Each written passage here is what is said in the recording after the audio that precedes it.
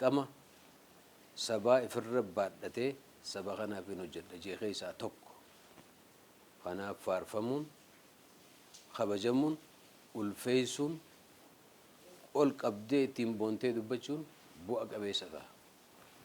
Seenaa industirii muuziqaa Oromoo keessatti maqaa olaanaaf jaalala guddaa goonfachuu kan danda'e tokkummaa Oromootiif lallabuudhaan kan beekamu qabsaawaaf artistiin gameessi Nuhoo Goobanaa bara 2014 kibxata galgala toora sa'a 4 irratti magaalaa Adaamaa hospitaalatti akhiramuunsaa dhagahame. Uummanni na arguu qabaa idoon hin duune duratti jedheen dhufe. Rabbi galanni haa gayu ammallee isin argee ammallee Oromiyaa guutuu rabbiin uummata kiyya na agarsiisu waan kanarratti umrii kiyyatti fixeani jireenya kiyyaas hin beeku. Artist Nuhoo Goobanaa bara jireenya isaa keessatti hojiiwwan hedduu hojjechuun kan beekamudha.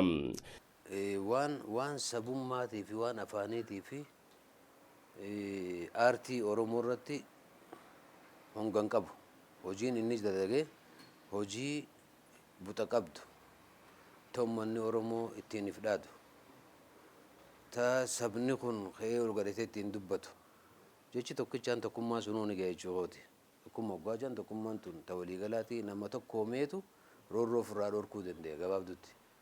Kanaaf kallattii sun keessa eegaa wanni adda addaa haa jiraattu malee guutummaadhaan irrina anaas ta'e kaanis guddaan keenyaas namni silaa jiru hundi irrina hin qabne hin jiru.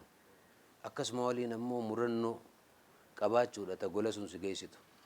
Kanaaf carraaqqiin Nuhoon aartii Oromoo keessatti hojjete guddoodha laayyoo miti.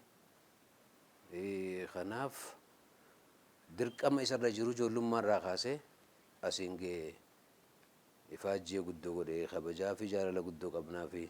Namni jabaan Oromoo kun magaalaa Afranqallo Dirree Dhawaa ganda Qafiiraatti dhuma bara 1940 keessa abbaa isaanii obbo Muhammad Goobanaa fi harmee isaanii aadde Faaxumaa Aadamirraa dhalatan. Obboleessa dhiiraa tokkoof dubartoota 3 kan qabu Nuhoo Goobanaadhaan jaalalli weedduudhaaf qabu ijoollummaarraa kan keessatti unkurame ta'us sirba isaa jalqabaa Jabuutitti baasuu artist Shantam Shubbisaan ni dubbatam. Nuhoo Goobanaa ijoollee biyya takkaati. Inni ijoollee Qafiiraati, an ilma Laga Harreeti. Gaaraa ganda Biiftuu Ganamaati. Gandi Laga Harree ganda Asmar Laga Harree, gandi Laga Harree ganda tokkummaa jaalalaati. Ammoo biitii Maskoof nuun jetti. Nuhoo Goobanaa taraa duraatiif Jabuuti wallise. Way hoobii tajettu heellee wallise. Dasaa iddasoo way dasaa gaara jalaate jettu. Achitti walleessaa dhagee na gammachiiste sagalee bareedduu qaba. Gurbaan kun eenyuun jeen Nuhoodhaa naan jaan. Nuhoon kun kami? In beekamne maas akka Nuhoo Goobanaa Nuhuma jaaniin. Duuba odoon aniin arkin ka'ee Saudiyaa dhaqe. Walleessaa sun jaaladhe bas. Dasaa iddasoo way dasaa gaara jalaate jettu heelleedha. Eegartee muuxachiisee wallisee. Seenaa muuziqaa Oromoo keessatti hojii olaanaa hojjechuu dandeheeti jira. Saba isaatiif tokkummaan murteessaa tahuu nama dursee hubate.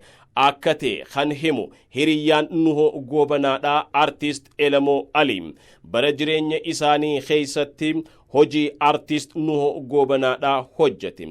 Kan yoomiyyuu seenaa muuziqaa Oromoo keessatti hin dagatamne nama waaraaguu danda'u nama jabaa ol'aanaa arra Oromoon dhabde jechuudhaan himam.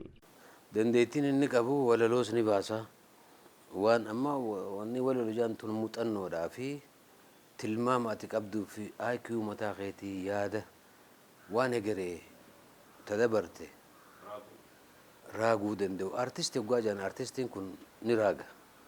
Raaga sun rabbii maatu gaa si kanne yookaan uumamaanis dhalootaanis harkachuun ni mala haa ta'u immoo nama fageessee yaadu muuxannoo qabaachuu irraayis ni ta'a. Warra raaguu keessaa tokko Nuhooniis walaloo ni baasa, gitaara ni taphata, yaadaloo mataa isaatti baafata. Haala suniin gaa carraaqaa ture. Artiist Nuhoo Goobanaa bara 1968 akka mootummaan dargii taayitaa qabateen biyyaa kan bahe yoo ta'u jireenya baqaa Jabuutiirraa hamma Yaman, Saa'udii, Itaaliif Kaanaadaa, Keeniyaa jiraachuu isaatu himamam. Artistichi waggoota 14 dura ture gara biyya abbaa isaa kan galan. Waggoota 5 dabran garuu imalmaanaa dhukkubsachuun rakkachaa kan turan yoo ta'u al takka dhukkuba narviin al takka dhukkuba sukkaraatiinis dararamaa turan. Tibba kana tumsa ummata Oromootiin manni akka bitameef kan himan waaheellan isaa gargaarsi artiist Nuhoo Goobanaatiif taasifame gumaacha isaatiin yoo madaalamu gahaa miti ja'an. Ammoo gargaarsi namaa yoo rabbi taate malee guutee bakka hin gayu.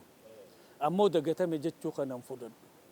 Namni nama cufarra quba qabaatamu isaatu jira tan dhugaadha. Ammoo gargaarsi godhame gahi jechuu hin danda'u.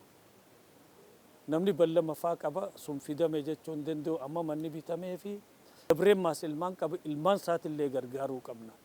Artiist Nuhoo Goobanaa nama bultii jaareef abbaa ijoollee 8 yoo ta'u amma jireenya isaa guutuu magaalaa Adaamatti taasisaa jiraachaa kan jiru yoo ta'u magaaluma itti aakhirame Adaamatti sirni awwaalcha isaa bakka maatiin firaaf hiriyyootin isaanii jaalattootaaf dinqisiifattootni akkanumattuu waaheellan hojii isaatii fi ummanni bal'aan arkameetti Khamisa boru ni awwaalama ja'ameeti jiram.